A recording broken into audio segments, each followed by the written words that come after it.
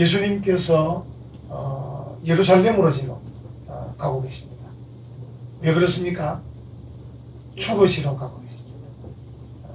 십자가에 달려 우리의 죄를 담당하시기 위해 죽으시기 위해서 예루살렘으로 가고 있다. 두 부류의 사람들이 예수님께 나왔습니다.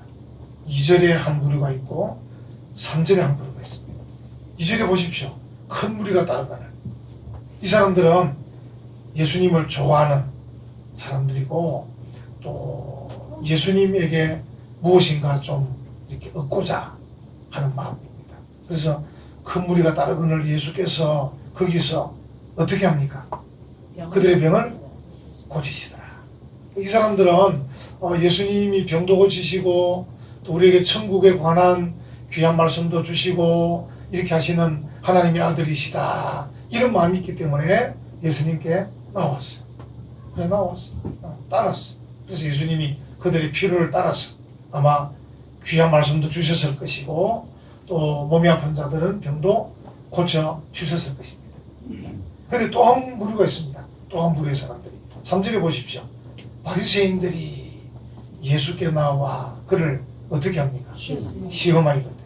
이 바리새인들은 예수님께 나왔는데 뭐 예수님이 좋아서 또 예수님 말씀을 듣기 위해서 또 병고침을 받기 위해서 그런 것이 아니고 시험하려고 나왔다는 거죠. 참 놀랍죠. 예수님에게 사람들이 나오는데 두 부류가 있다는 것이죠. 한 부류는 예수님이 좋아서 예수님께 나왔다. 한 부류는 예수님을 시험하려고 나왔다. 참 놀랍죠. 여러분은 어떤 축에 속합니까? 여러분은 예수님이 좋아서 나오셨습니까? 아니면 여러분들은 그냥 여러분의 만족을 위해서 나오셨습니까? 예수님이 좋았어. 예수님이 좋았어. 얼굴 인상은 지금 안 좋습니다. 좋았어. 예수님이 좋았어. 또 예수님 말씀을 듣기 위해서 또 예수님의 제자이기 때문에 당연히 어떤 사람은 할 수 없이 혹시 지옥 갈지도 모르니까 혹시 보험 드는 마음으로 그렇게 나오신 분도 계실 수 있고 어쩔 수 없이 집안이 뭐 기독교 집안이기 때문에 나오신 분도 있을 수 있고 여러 가지가 있을 수 있습니다. 어쨌든 우리가 시간이 갈수록 예수님이 좋았어. 당연히 기뻐서 감사해서 즐겁게 그렇게 나올 수 있는 그렇게 나오는 성도들 되시기를 간절히 바랍니다. 아멘. 그래서 이 바리새인들은 예수님을 지금 시험하려 나왔다. 자기들 마음에 안 드는 거죠. 예수님이 보니까 하나님 아들이라는데 아들 같지가 않고 예수님이 구세주라고 하는데 구세주 같지도 않고 그리고 예수님에게 사람들이 많이 따르니까 자기들의 인기가 없어지니까 또 시기 질투도 생기고 이런 마음 때문에 저 예수를 어떻게 하면 넘어뜨릴까 이런 마음으로 바리새인들이 예수님께 나왔습니다. 이 내용을 한번 보십시오. 3절에 보면 바리새인들이 예수께 나와 그를 시험하여 이르되 사람이 어떤 이유가 있으면 그 아내를 버리는 것이 옳으니까 이 결혼에 대해서 이혼에 대해서 예수님에게 질문을 탁 던집니다. 결혼 안 하는 분들이 우리 교회에 몇 명 있죠?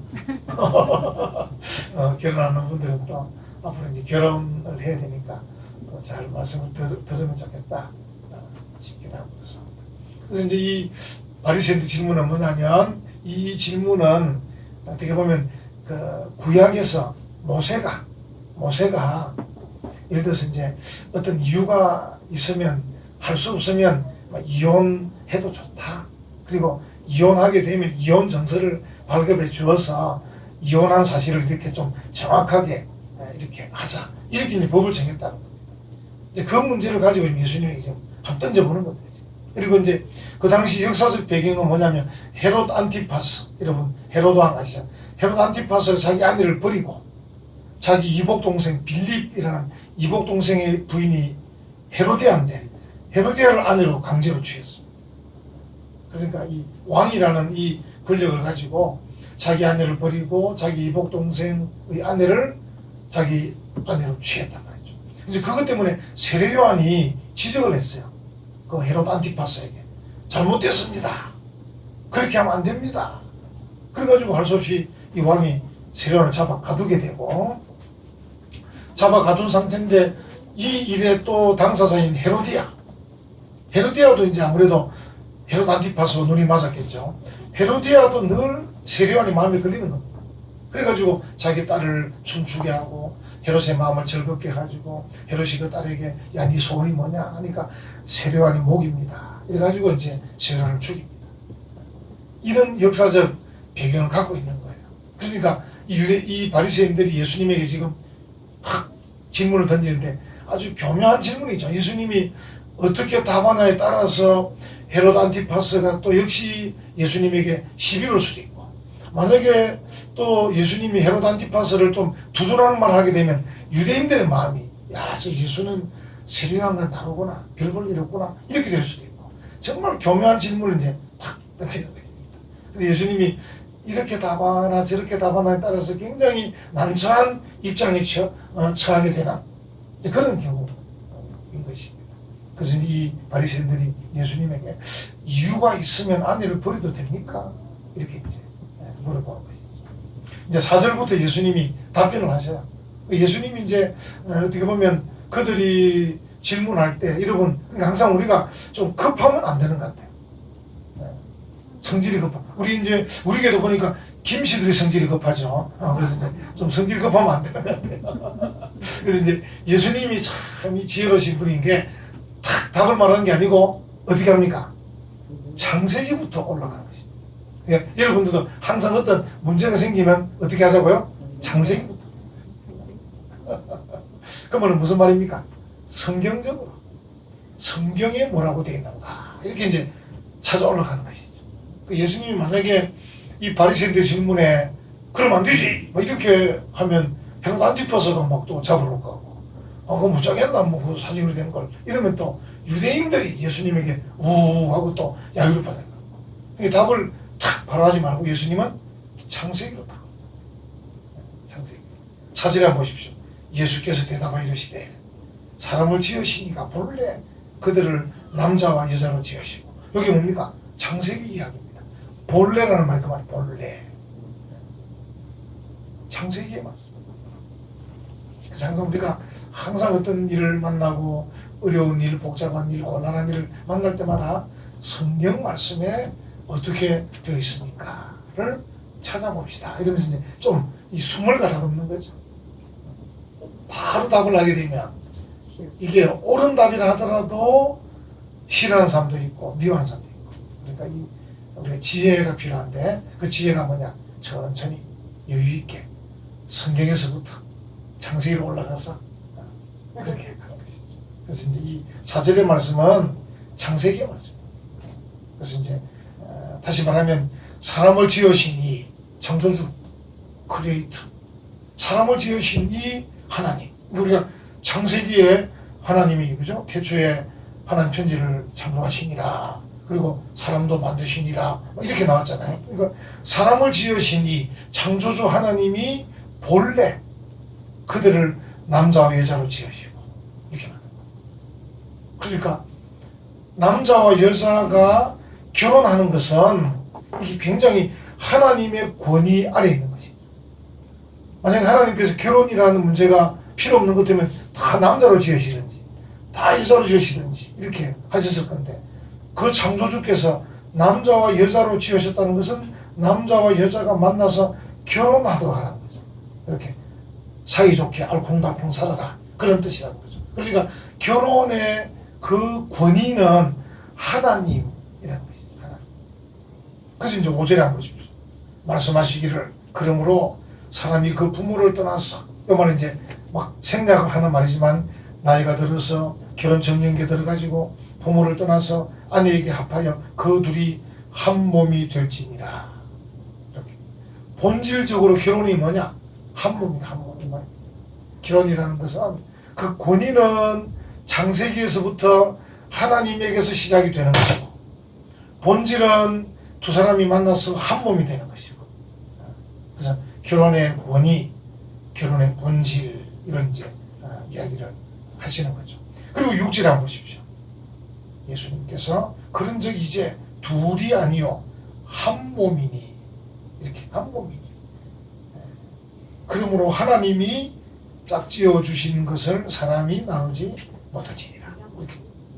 예수님은 답변을 지금 굉장히 권위 있게 본질적으로 천천히 말씀하고 계십니다.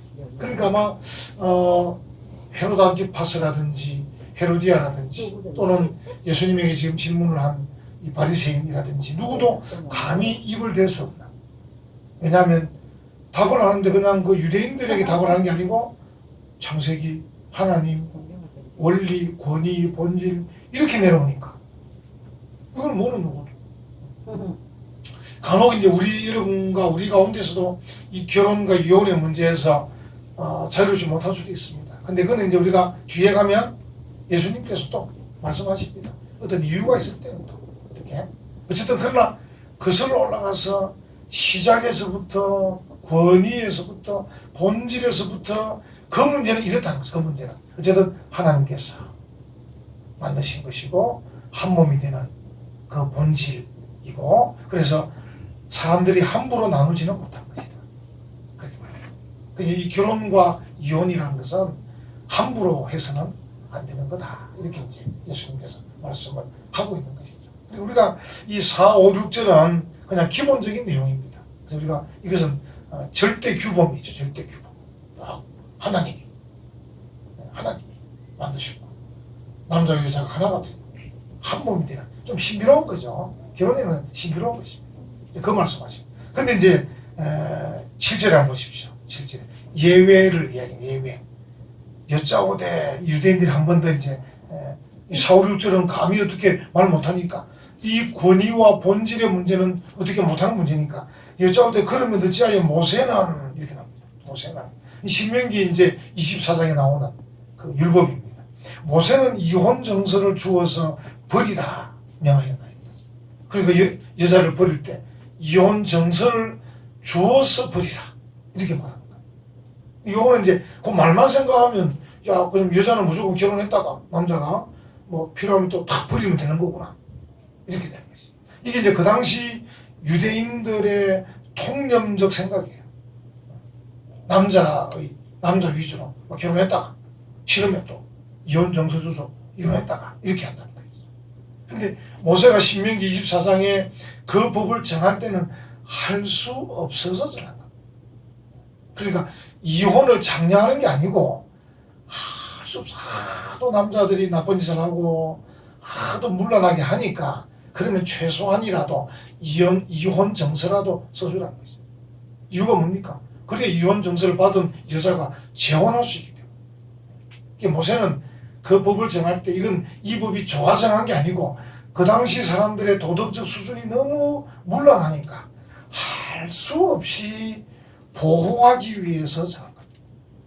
그러니까 이혼을 장려하는 거 아닙니다. 그런데 유대인들은 세월이 오랫동안 내려오면서 이 생각이 통념적인 생각이 뭐냐면 이혼하면 되고 또 새로 결혼하면 되고 이 생각을 굉장히 자유롭게 하고 있는 것이죠. 그러니까 지금 예수님에게 이제 이걸 또 가지고 시비를 걸어보는 것입니다. 이 원리적인 문제는 시비를 걸지 못하니까 그러면 신명기 24장에 모세가 말한 그 율법은 도대체 그러면 어떻게 된 겁니까? 이렇게 하고 이제 시비를 걸고 있는 것이죠. 예수님께서 이제 그 설명하지 않습니까? 8절에 예수께서 이르시되 모세가 너희 마음의 무엇 때문에? 완악함 때문에. 이 완악함. 교인들이 완악하면 정말 겁납니다. 세상 사람들은 술 한잔 먹고 잘 푸는데 교인들은 술도 안 먹으니까 풀기도 어렵습니다. 풀기도. 그래서 교인들은 완악하면 안 됩니다. 완악하면 천국 가기 어렵습니다. 그래서 교인들은 완악해지지 않도록 어쨌든 마음을 잘 다스려야 됩니다. 잘 풀지도 못할 거면서, 그죠? 잘 풀지도 못하면서 완악하게 하면 곤란합니다. 어쨌든 너희 마음의 완악함 때문에 아내 버림을 허락하였거든. 다시 말하면 아내 버리는 것을 장려하는 게 아니고 완악한 것 때문에 할 수 없이 그냥 버리니까 그럼 이 여자가 재혼도 못하니까 재혼이라도 할 수 있도록 이혼 정서라도 주어서 버리라, 이런 뜻입니다. 그래서 이제 아내 버림을 허락하였거니와 본래는 그렇지 않아요. 본래 또 나왔죠. 저 위에서 나왔던 그 사절에 본래 창세기에서는 그렇지 아니했다는 것이. 그래서 우리가 항상 이제 어떤 문제가 생기면 창세기로 돌아가면 됩니다. 창세기, 출애굽기, 레위기, 민수기, 신명기에 뭐라 되어 있느냐, 또 더 창세기에 뭐라 되어 있느냐. 창조주 하나님의 그 권위로 그 하나님께서 우리에게 뭐라고 말씀하고 계신가, 이게 굉장히 중요합니다. 그래서 예수님께서 그들에게 야, 본래는 그런 게 아닌데 너희 조상들이 하도 완악해서 아내들을 함부로 버리고 그러니까 그 아내들을 보호하기 위해서 이혼 정서를 써주라고 한 거야. 이해가 되시죠?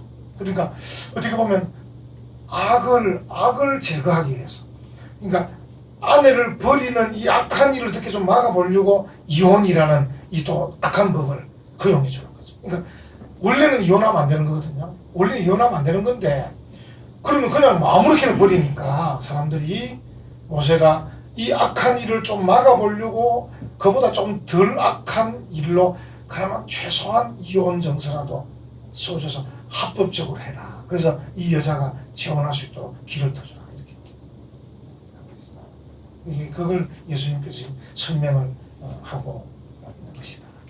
그러니까 항상 이제 하나님의 법은 구약에서도 보면요, 굉장히 엄격하고 굉장히 무서운 것 같아도 항상 생각합니다. 약자들. 왜냐하면 인간이 완악하니까. 만약에 모든 백성들이 하나님께서 말씀하신 대로 예, 알겠습니다, 순종 안 하는 문제가 없어요. 근데 하나님이 모세를 통해서 계속 말씀하시는데도 불구하고 사람들이 뒤에서 막 음란하고 악하게 막 살아가니까 이 정말 제어가 힘든 거예요. 힘드니까 할 수 없이 그때마다 그 법에 따라서 그럼 이렇게 해라, 그럼 저렇게 해라고 모세가 법을 만들어주는 거예요. 이거는 이제 악을, 더 큰 악을 막기 위해서 작은 악이라도 허용해 주는 거예요. 그러니까 이혼을 장려하는 게 아니라는 것입니다. 본래는 그렇지 않아요. 그러니까 여러분, 항상 우리는 제일 좋은 것은 본래대로, 창세기들한 제일 본래대로. 그러나 부득이하게 일이 있을 때는 할 수 없이. 예수님께서 이제 9절에 한번 보십시오. 내가 너희에게 말하노니 누구든지 음행한 이유 외에 아내를 버리고 다른 데 장가드는 자는 가늠합니다. 이제 만약에 한 몸이 되는, 결혼이 한 몸인데 한 몸이 되는 이유가 깨지면 그건 할 수 없잖아요. 남자 여자가 한 몸이 되는 이 신비로운 결혼을 했는데 이 두 사람의 약속을 한쪽이 깨니까 그건 할 수 없이 이혼이 될 수밖에 없는 음행한 연고. 그러나 완악함 때문에, 그 나쁜 마음 때문에 이 여자 저 여자 막 아무렇게나 이렇게 막 하는 그 사람 때문에 할 수 없이 모세가 이혼이라도 옳게 그러면 정식적으로 하고 또 결혼해라, 이렇게 만들었다는 것이죠.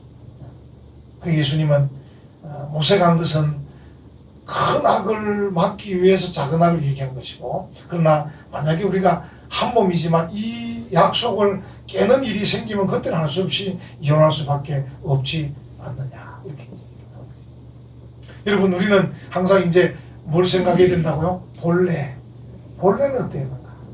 이거는 이제 결혼 문제뿐 아닙니다. 다른 모든 문제도 본래는 어떤가?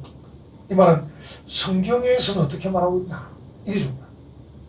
요즘 우리 이제 청년들, 학생들, 또 우리 어린 자녀들이 자칫하면 이제 우리 시대보다는 주체 사상이 강해요. 자기 주관적인 사상이 굉장히 강해요. 그러다 보면 성경보다 더 우위에 갈 수도 있어요. 안 됩니다. 항상 우리가 본래는 어떠한 성경, 하나님의 말씀은 어떠한가를 늘 생각해야 돼요. 또 그러한 교육이 가정에서도 교회에서도 잘 이루어져야 돼요. 그러면 오히려 그것이 자녀들에게 복이 되고 정말 자녀들의 앞날에 아름다운 일이 일어나게 되는 거죠. 항상 기억하십시오. 본래는 어떠한가. 자, 이러한 말씀을 듣고 또 제자들이 이제 났습니다. 10절은 제자들이, 그동안에 바리새인들이 예수님에게 시비를 걸었지만 10절에 제자들이 이르되 만일 사람이 아내에게 이같이 할진대, 이 말은 무슨 말이냐면요, 이 제자들도 그 바리새인들처럼 유대인이기 때문에 머릿속에 통념적 사고방식이 뭐냐면 뭐 우리 버리고 뭐 결혼 뭐 이런 게 있었단 말이죠. 이런 뭐 쉬운 생각을 하고 있을 때 결혼과 이혼에 대해서 굉장히 쉽게 생각하고 살아왔는데 예수님께서 말씀하시기를 본래는 이렇게 말하고 하나님이 창조하셨고 하나님이 한 몸 되게 하셨고 나누면 안 되고 막 이러니까 복잡한 거야. 그래서 제자들이 만일 사람이 아내에게 이같이 할지 이렇게 어렵게 뭐 해야 되거든 장가들지 않는 게 안 좋겠습니까? 이렇게 나오는 거야. 우리 보통 그런 얘기 하잖아요. 왜? 뭐 이야기하다가 막 그럼 안 하죠. 뭐 이렇게 하잖아요. 잘할 생각을 안 하고 뭐 이렇게 말하면 목사님 또 뭐 잔소리하고 설교하고 그러니까 막 그럼 안 하고 말지 막 이렇게. 교회 안 가면 딱 되니까 간단하니까 이렇게 돼요. 지금 제자들도 그거예요. 자기들도 유대인이기 때문에 늘 결혼과 이혼에 대해서는 쉽게 정보하고 살아왔는데 갑자기 막 복잡한 거야. 막 창세기를 살펴야 되고 하나님이 권위 있게 막 만드셔서 나누시면 안 된다고 그러고 이러니까 또 막 야 이거 복잡한 문제네. 그럼 뭐 결혼 안 하는 게 편하겠다. 그게 10절의 내용입니다. 예수님께서 11절, 12절에 얘기합니다. 예수께서 이르시되 사람마다 이 말을 받지 못하고 오직 타고난 자라야. 그러니까 결혼 안 하는 것은 쉬운 일이 아니다 그 말이죠. 결혼을 일반적으로는 하나님께서 만드신 법이고 남자와 여자로 창조하셨고 자연스럽게 둘이 하나가 되고 이렇게 아름답고 복되게 거룩하게 살아야 되는데 그냥 혼자 사는 게 좋겠다. 이 문제는 쉽지 않은 문제다. 이거는 타고나야 된다. 그래서 이제 12절에 어머니의 태로부터 고자된 사람도 있고 사람이 만든 고자도 있고 그 다음에 천국을 위하여 스스로 고자된 자. 그리고 대표적인 사람은 사도 바울이죠. 사도 바울이 이제 결혼하지 않고 계속 살았죠. 그래서 이제 지금도 천주교 신부들은 결혼하지 않지 않습니까? 수녀들도 결혼하지 않고 조금 이제 천주교에 사는 것은 좀 오버하는 거죠. 오버하는 건데 이것은 왜냐하면 모든 신부가 다 결혼하지 않게 되는 것은 가능하지 않거든요. 그죠? 사람이 그래서 이제 천주교에 아주 미성년자 그런 성적 문제 굉장히 많습니다. 신부들이 교회 오는 그런 미성년자를 많이 건드려서 문제를 많이 만듭니다. 그래서 이제 그 일을 처리하는 그런 부서도 있고 막 그런데 그러니까 억지로 했어. 그러니까 예를 들어 신부들 중에서도 나도 사도 바울처럼 결혼하지 않겠다 하면 안 하면 되는데 그런 게 아니고 다 하지 마라 그러니까 막 하고 싶은데 하고 싶고 또 꼭 해야만 되는 그런 유체적인 막 이 특성이 있는데 그걸 막 억지로 막아놓으니까 막 뒤로 나쁘게 몰래 나쁜 짓을 하는 경우도 있습니다. 그래서 예수님께서 말씀하셨습니다. 원래부터 고자도 있고 사람이 뜻이 있어서 고자된 사람도 있고 또 천국을 위해서 사도 바울처럼 딱 뜻을 정한 사람도 있고 이렇게 해야 되지. 그러니까 뭔가 타고나야 되지. 다 강제로 결혼하지 마라. 이건 안 된다.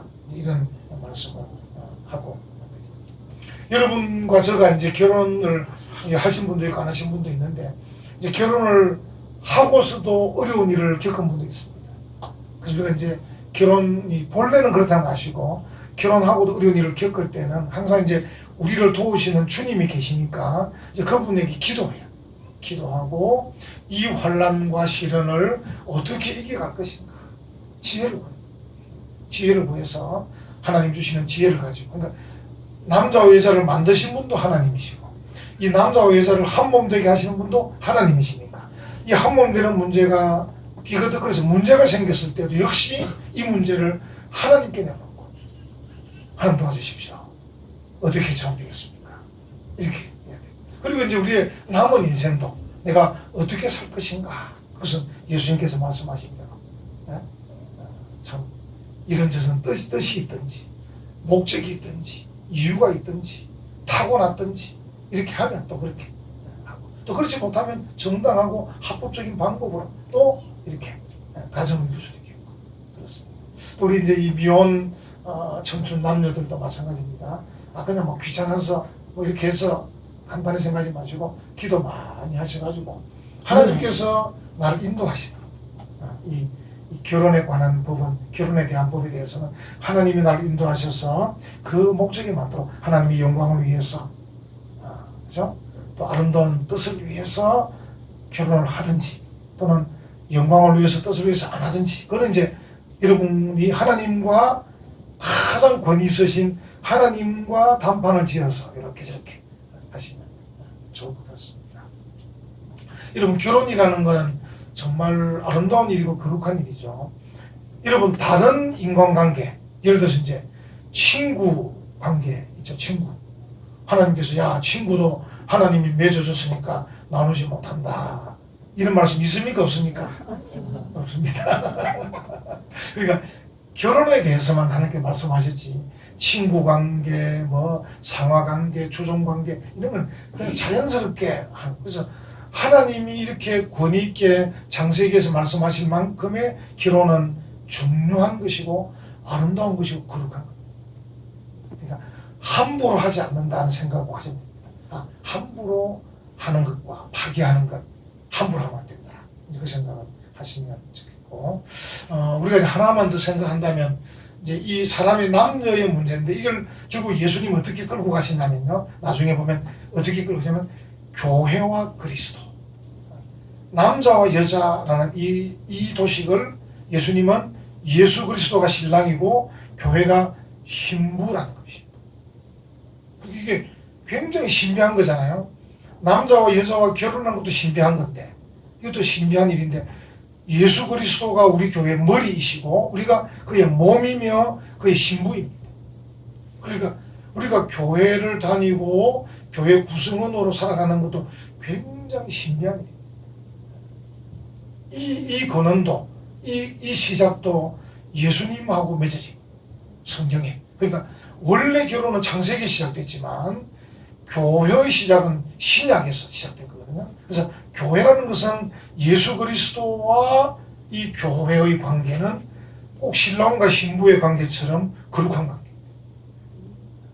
그래서 우리가 이 교회를 다니는 것도요, 정말 교회라는 것은 굉장히 자유로운 것이에요. 뭐 오셔도 되고 안 오셔도 되고 아무 문제 없지만 영적으로는 굉장히 중요한 관계예요. 그래서 내가 교회를 다니고 믿음 생활을 하는 것을 함부로 하진 않아야 돼요. 예수님이 신랑이니까 그 신랑 되신 예수님하고 신부된 우리 교인들이 어떻게 이걸 이루어가느냐는 신약 성경을 잘 읽어야 돼요. 신약 성경에 교회가 어떻게 생겼고 예수님께서 교회를 위해서 자신을 주셨고 그래서 어떤 관계에 맺어져서 어떤 은혜가 넘치는가를 교회를 보면, 특별히 에베소서에 보면, 에베소서 보면 교회와 우리의 관계, 교회의 신비로움과 아름다움에서 계속 말씀하고 계세요. 그래서 교회라는 것이 참 아름다운 것이고 거룩한 것이고 귀한 것이다. 그래서 우리가 여러분들이 교회 생활을 굉장히 거룩하게 해야 되고 귀하게 해야 되고 아름답게 해야 돼요. 그래서 이제 여러분들이 그리스도가 나의 신랑이고 이 신부된 이 성도들이 신부라는 이 관계가 잘만 형성되면요, 어떻게 되냐면요, 그걸 어떻게 할 수 있냐면요, 주일이 기다려져야 돼요. 그러니까 여러분들이 나는 주일이 기다려진 성도인가? 왜냐하면 신랑 신부 보세요. 신랑이 기다리시잖아요. 그죠? 요즘은 신부들이 바빠가지고 뭐 직장생활하니까 좀 그렇긴 한데, 하여튼 뭐 그 시대가 좀 그렇게 문화적인 게 그건 또 좀 서로 양보해가지고 반반 기다리면 되겠죠. 신랑도 반 기다리고 신부도 반 기다리고 이렇게. 그럼 뭐 어떻게 그건 알아서 하시고, 어쨌든 기본적으로는 신랑을 기다리는 게 신부잖아요. 그러니까 우리가 신부된 우리가 주님을 기다리는 거죠. 그래서 우리가 주일이 기다리는 성도는 신랑 되신 예수님과 관계가 잘 되고 있다. 그리고 예배가 기다리는 성도, 예배 드리고 싶다. 그러면요, 내 지금 상태가 좋은 상태다. 예수님이 신랑이고 내가 신부인데 이 신랑 신부의 관계가 좋은 상태다. 이 대략은 우리가 짐작해 볼 수 있습니다. 여러분 가정 이미 결혼해 있으신 분들은 또 가정을 잘 이루어 가시고, 또 결혼하실 분들도 아름다운 가정을 이루시고, 또 여러 가지 이런저런 어려움과 상처가 있는 분들은 또 잘 아물고 또 다시